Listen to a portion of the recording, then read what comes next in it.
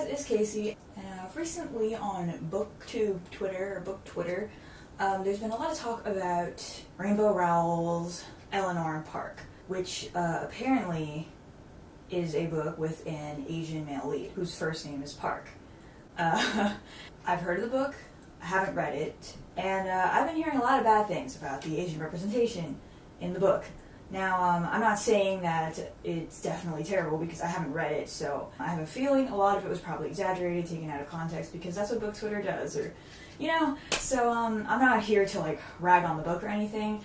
Instead, I thought it might be good to talk about how to write Asian characters. Alright, so the first thing is that I think it's really good to try to include Asian characters in your stories, because I think it's important to have diversity, especially representation of different groups that aren't necessarily represented often in mainstream media. So, I think the first thing to remember when you're trying to write an Asian character, or any character, is to write them as a person before you write them as any, label. Because I think people get a little hung up because they're thinking of themselves as writing an Asian character too much. Well, I think culture, ethnicity, yada yada, does play an important part in a character. It's not the only part, so I don't think that's the first thing you should think of. A little anecdote here. I personally am a big fan of Asian characters included in stories where their Asianness doesn't necessarily have to impact the story. But he has a really great video talking about the white as the default race of characters, and how people seem to think that if you have a character who doesn't fit that white, straight, cis norm, then it has to be about their diversity. But I think that it's great to have diverse characters, but it doesn't necessarily have to impact the story that this character is Asian, this character is gay. It's not about being Asian, being gay, being, whatever. Let me give you an example. So let's look at The Maze Runner, which is a young adult sci-fi series. Now, I have separate opinions about the quality of the series and everything, but we're just talking about Asian characters here, and I'd like to bring up the example of Minho. Minho is explicitly Asiatic, but they don't address it. It doesn't play a role in the story. It's not important to the story that he's Asian, but he's still there. I read that book in middle school, and it was really special to me to see Minho there. Not that he was just such a great character, or, the story was so great. It was just crazy to me to think that, oh, I can read about an Asian character without having to read a story about being Asian. So, once you've written your character, you should do an extra careful screening for stereotypes and caricature. It's okay if your character falls into certain stereotypes, but if they're hitting a lot of them and there's nothing else to flesh out the character, that's when it gets problematic. For example, if I have an Asian character who's bad at driving, but is otherwise a fleshed out character, I'd be like, oh, okay, so this character is Asian, just happens to be bad at driving. The author didn't intentionally make them bad at drawing because they're Asian, you know what I'm saying? But, if the character is just eats rice all day, crashes their car all the time, has tiny little eyes, and, does martial arts and math on the side, and, that's all there is to the character, I'm just gonna be And another way to screen for stereotypes and caricature and things like that is to get beta readers, specifically sensitivity readers.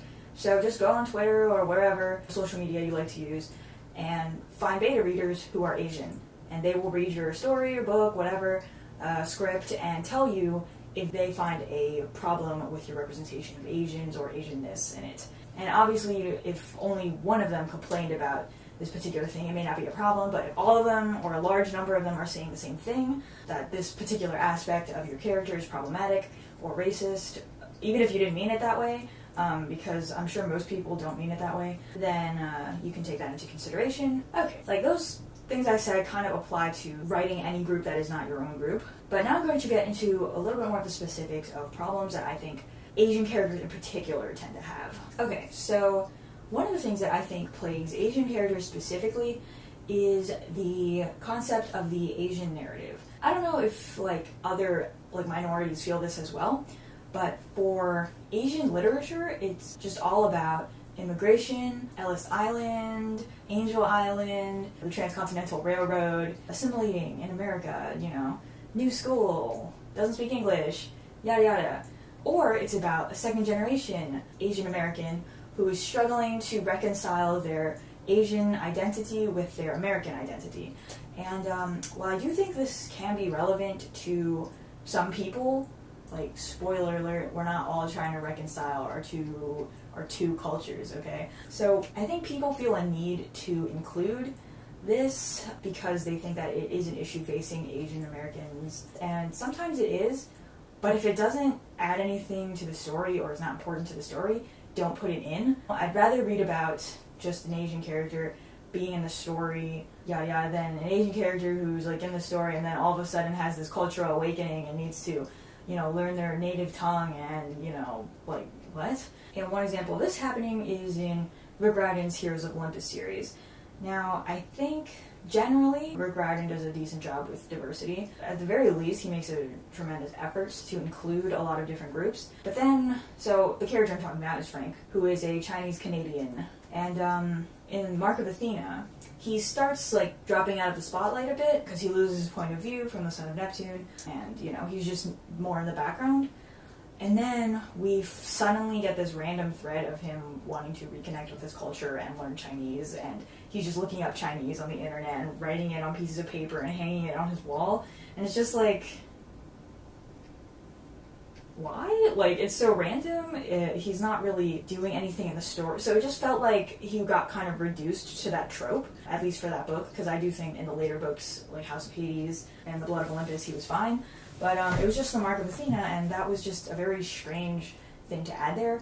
And I understand why Rick Riordan might have done that, because he wanted to, appeal to Asian American kids and help them see themselves in literature. But yeah, again, it just kind of felt like Frank was being reduced to this trope, since he wasn't otherwise important in the story, and that had no bearing on anything. And like, even though Heroes of Olympus has a lot of ethnic groups, like he included a black character, a Hispanic character, a Native American character, and then he added Frank, the Asian character. And Frank was the only one he did this weird thing to. I mean, maybe I just didn't notice, so let me know. But basically, don't shoehorn in a thread about Asianness just because the character is Asian.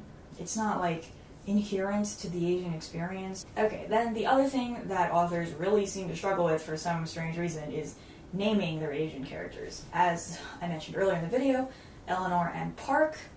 Park is apparently the first name of the Asian kid. Now, I don't know, maybe his parents are just strange.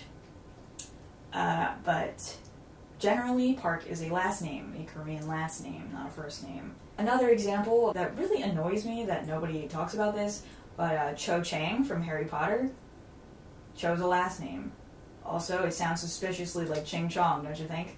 Now, I'm not saying she's a bad character or anything, but like, you could have put a little more effort into not finding a super stereotypical name and making sure that the name you choose as a first name is a first name and not a last name. I mean, maybe there is a person with the first name Park or Cho, but it's much more rare than that being the last name.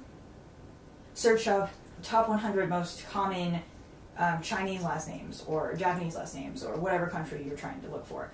And then this is just a cultural note, but a lot of second generation or even like immigrant Asians have an English name as well as their ethnic name. And like, obviously you should research the specific trends and customs around names, because there tend to be, like, for example, in Korea, it's very common for siblings to share a syllable of the name.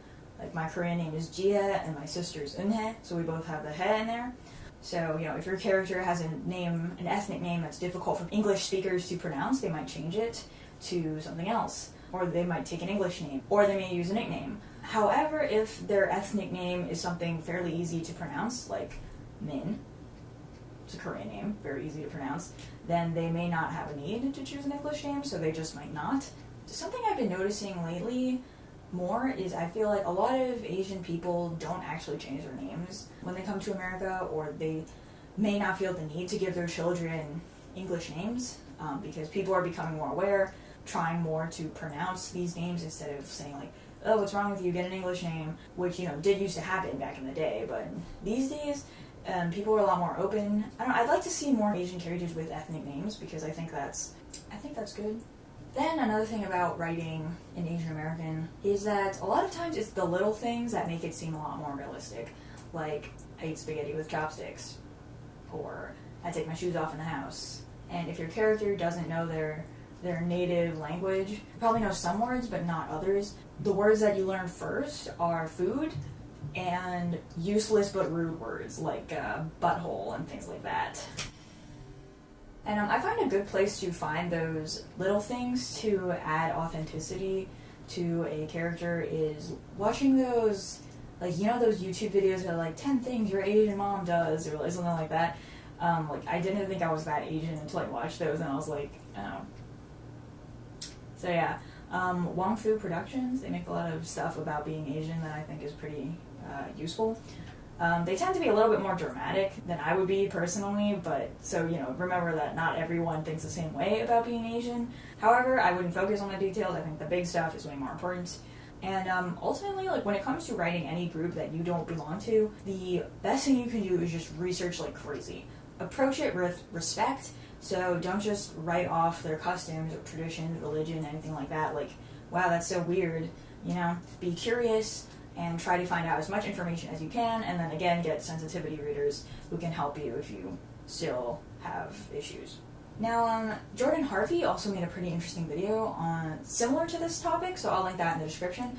But in her video, she was talking about whether or not, as a white person, she can write a story about a character of a different, you know, ethnic group or sexuality or something like that.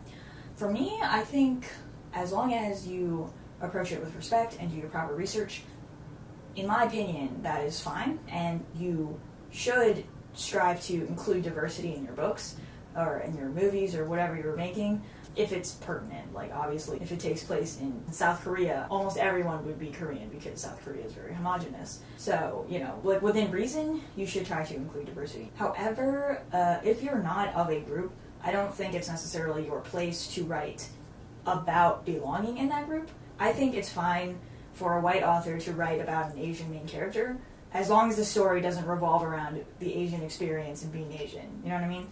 Like, one of the books that I really enjoyed was Memoirs of a Geisha. This book takes place in Japan. All the characters are Japanese. He doesn't sound Japanese.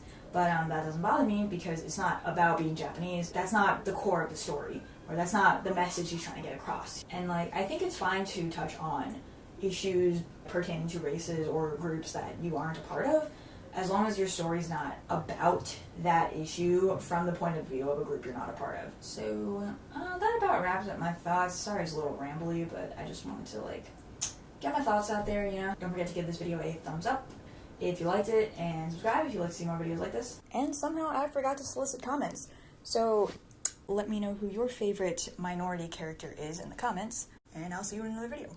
Bye!